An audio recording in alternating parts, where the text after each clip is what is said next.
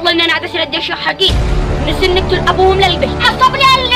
المرافعة بالشخص عاد لا شخص شمرة كان بقعدهم والله راسي والله ما حياة قسما بالله ما تعرف وعلي لعنة الله اليهود والنصارى أما